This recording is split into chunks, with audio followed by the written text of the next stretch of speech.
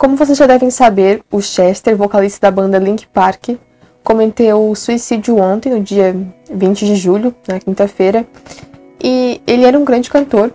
Ele apresentou o rock para muitas pessoas e aposto que muita gente que está assistindo esse vídeo gostava muito da banda Linkin Park, assim como eu. O Chester ele tinha apenas 41 anos, era muito novo ainda, tinha 6 filhos, enfim, tinha uma vida inteira e uma carreira inteira pela frente, mas infelizmente a depressão e também as drogas impediram que ele continuasse a vida e a carreira. Chester era amigo do Chris Cornell, que também era um cantor e que também cometeu suicídio, e talvez coincidentemente o Chester se suicidou bem no dia do aniversário do Chris. E mesmo a mídia escondendo, pode-se dizer que eles usavam a droga como uma válvula de escape para a depressão, né? Para a dor que eles estavam sentindo. E muitas pessoas depressivas fazem isso. Infelizmente ele se matou e matou a banda junto com ele, né? Por isso muitos fãs estão tristes e talvez chocados com isso. Apesar de que em muitas músicas dele, ele já dava certos sinais disso, né? As músicas eram como um pedido de socorro. Mas enfim, eu vi que isso está dando uma repercussão enorme na mídia. Muitas pessoas estão falando sobre isso no YouTube. E vi também que estão falando sobre a depressão, sobre o suicídio. E eu resolvi falar um pouco sobre esse assunto aqui também. É um assunto bem delicado, mas também muito importante. Eu percebo que o mundo, ele está doente. E cada vez está ficando mais doente. O mundo e as pessoas estão precisando de ajuda e estão clamando por socorro. Eu vejo muitas pessoas que têm depressão, transtornos de ansiedade, crises de pânico, e pessoas que são bem jovens ainda. A depressão é uma doença silenciosa e uma doença gravíssima. Só quem tem ou teve para entender realmente o que é. E a depressão não é só simplesmente uma tristeza profunda. Na verdade, ela é mais do que isso, muito mais do que isso e bem pior do que isso. A depressão ela é uma doença psicológica, mas nem por isso ela deixa de ser uma doença real. Muitas vezes, a depressão se dá por fatores que são fisiológicos. Às vezes se dá por um desequilíbrio químico de certas substâncias que são responsáveis por enviar certas informações nos neurônios do nosso cérebro.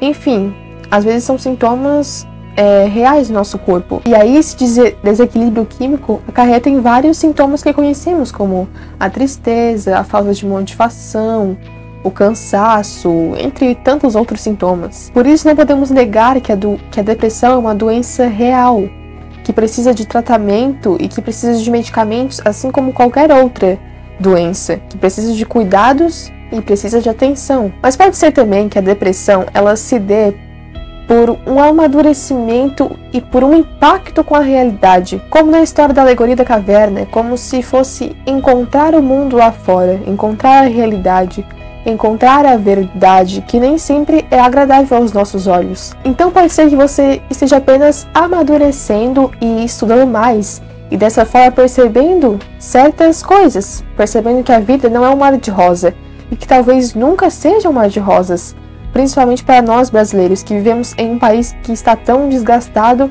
e tende a ficar ainda mais. Mas também pode ser que a depressão ela não seja proveniente de algo que tenha caráter fisiológico, químico, biológico, mas também um caráter espiritual. Quantas pessoas você conhece que tem tudo na vida e mesmo assim se sentem angustiadas, têm depressão? Quantas pessoas você conhece que até por hora, né, por vezes são sorridentes, são alegres, são bem-humoradas, mas quando você às vezes vai ver, a pessoa toma remédio para depressão, tipo faixa preta, sabe? Então é algo talvez complicado de se entender. Certos sintomas, certos problemas, certos sentimentos e certas angústias que sentimos têm origens muito mais profundas que podemos imaginar. Quantas pessoas estão no fundo de um poço, no fundo de uma cama, angustiadas, tristes, amarguradas, e que quando são questionadas pelo motivo, pela razão da sua tristeza, elas respondem simplesmente, não sei. Quantas vezes você já ouviu falar que a depressão é uma tristeza sem motivo? Na realidade, tudo tem um motivo, só que muitas vezes nós não conseguimos entender esse motivo. entender a razão disso tudo, entender de onde surge isso tudo, porque isso muitas vezes transcende a nossa capacidade, transcende as nossas lembranças e as nossas memórias, transcende a nossa inteligência e a nossa capacidade de percepção. Nós não podemos negar o caráter espiritual da nossa vida, porque nós somos corpo, nós somos mente, mas também somos espírito. E devemos alimentar esse espírito da mesma forma que alimentamos o nosso corpo, se não ainda mais. A depressão muitas vezes surge e persiste porque nós persistimos em controlar aquilo que não somos feitos para controlar, aquilo que não somos feitos para fazer. É claro que a pessoa depressiva vê a vida e vê o mundo como um grande nada, sem sentido, sem propósitos, mas isso não significa que tudo isso veio do nada. Tudo tem uma razão, tudo tem um motivo. Não podemos apenas ver os frutos e acreditar que eles são tudo o que existem.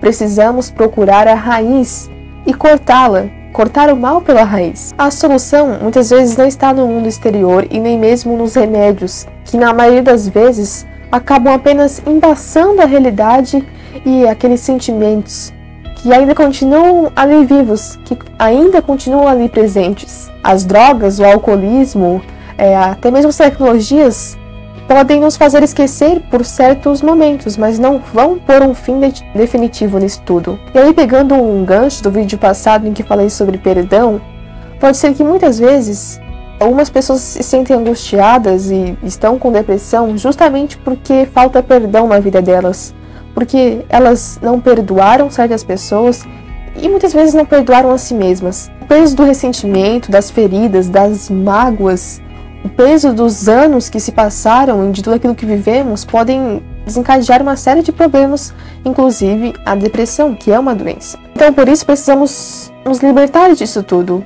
É preciso se libertar disso tudo e acredite, há uma solução. Vai ser preciso encarar a dor e não fugir dela para superá-la. Vai ser preciso voltar o seu olhar para a sua dor, para dentro de si mesmo. E mesmo que inicialmente você se encontre angústia ali, é preciso persistir, ir além e encontrar ali onde está a raiz, onde está a origem desse problema e arrancar de si mesmo essa dor. Vai ser preciso essa coragem, mas também vai ser preciso de ajuda, porque não podemos negar que as pessoas que têm depressão, elas não têm forças para fazer qualquer coisa que seja. Então, é preciso procurar uma ajuda psicológica, uma ajuda médica, ou até mesmo uma ajuda de alguém próximo, alguém amado. Mas não podemos negar também que precisamos de um auxílio espiritual e divino, porque há certas feridas que somente Deus pode curar. Eu creio que há vida, e vida em abundância na graça de Deus. E que Cristo está esperando apenas uma oportunidade em que abriremos o nosso coração para então Ele falar mais diretamente conosco, para derramar o seu amor e a sua misericórdia sobre nós. Essa misericórdia e esse amor que tudo cura, que tudo supera. O Evangelho de ontem dizia: Vinde a mim todos os que estáis cansados e oprimidos, e eu vos aliviarei. Tomai sobre vós o meu jugo, e aprendei de mim, que sou manso e humilde de coração, e encontrareis descanso para vossas almas.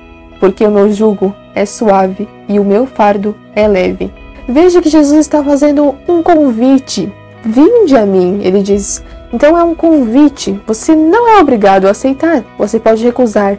Mas saiba que, se aceitar, será uma escolha a qual não vai se arrepender e, inclusive, vai se lembrar como a melhor escolha que terá feito na vida. Jesus está à espera de que tomemos sobre os ombros o jugo suave de seu amor. E é nesse amor que existe a verdadeira paz, o verdadeiro sentido e a verdadeira tranquilidade, a verdadeira felicidade. Mesmo que muitas vezes recebamos um fardo pesado do mundo, mesmo que o mundo nos dê um fardo pesado, a qual pensamos que não somos capazes de suportar, se estamos em Cristo, esse fardo se torna mais leve. E principalmente, aquele sentimento que você tem dentro de si será preenchido. Sim, aquele sentimento de vazio que grita por ser preenchido, aquela angústia que grita por algo, tudo isso será saciado, será preenchido. Jesus diz: Eu sou o pão da vida, e aquele que vem até mim não terá fome, e aquele que crê em mim jamais terá sede. Abra os olhos e vê, pois há muitas testemunhas.